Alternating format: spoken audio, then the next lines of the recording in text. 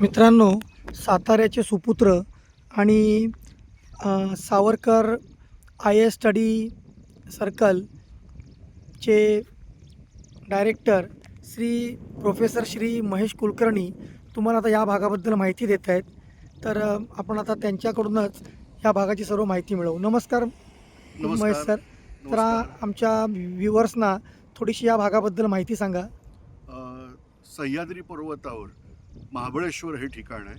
हे मूळ शंकराचं मंदिर आहे. या महाबळेश्वरचं जे शिवलिंग आहे त्याला रुद्राक्ष शिवलिंग या प्रकारचं शिवलिंग म्हणतात. ह्याच महाबळेश्वरापासून 5 नद्या उगम पावतात. त्यापैकी एक नदी आहे वेण्णा नदी.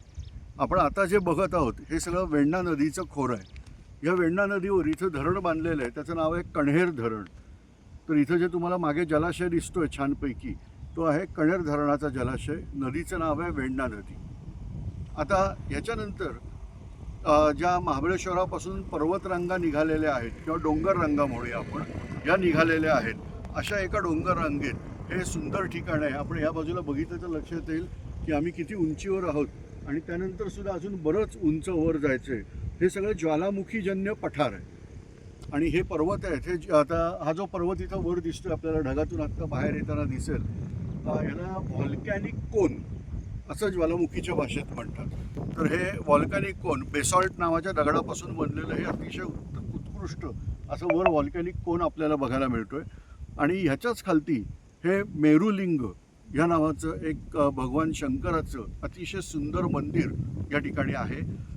इथलं शिवलिंग सुद्धा रुद्राक्ष शिवलिंग या प्रकारातलंच आहे. याचं वैशिष्ट्य म्हणजे इथं जाण्यासाठी चांगला गाडी रस्ता हा उपलब्ध आहे. डांबरी गाडी रस्ता उपलब्ध आहे आणि मंदिराच्या अगदी समोरपर्यंत आपण गाडीने जाऊ शकतो.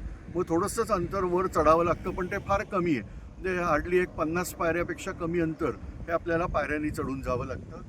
आणि ऐच्छिक आहे, ज्यांना जायचं असेल तर ह्या कातळ टोपीवर पण जाऊ शकतात. खूप सुंदर कातळ टोपी आहे. परिसराचं विहंगम दृश्य इथून फार छान बघायला मिळतं. आणि इथं आपल्याला दिसेल तर दगडाच्या खाणी वगैरे पण काढलेल्या दिसत आहेत. हे सगळं बेसॉल्ट दगड या कॅटेगरीतलं आहे. आणि इथली माती अतिशय सुंदर लाल माती, लॅटराईट सॉईल या कॅटेगरीतली येणारी ही माती ही बघायला मिळेल. आणि हे समोर जो आता डोंगर दिसतोय त्याचं नाव आहे शिवपेटेश्वर.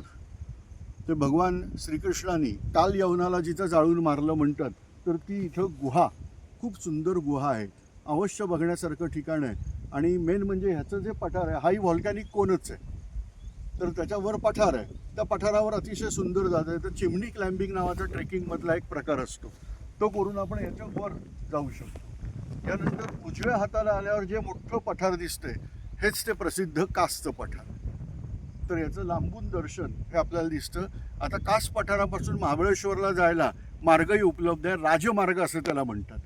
तर तुम्ही वरून अतिशय सुंदर रस्त्याने महाबळेश्वरला जाऊ शकता, पण तो रस्ता लोनली आहे. म्हणजे तिथं जर गाडी पंक्चर झाली, बिघडली तर रिपेअर करायला काही नाही, कोण नसतं तिथं. पण जर अशा 2-3 गाड्या जर तुमच्याबरोबर असतील तर त्या रस्त्याने जायला हरकत नाही.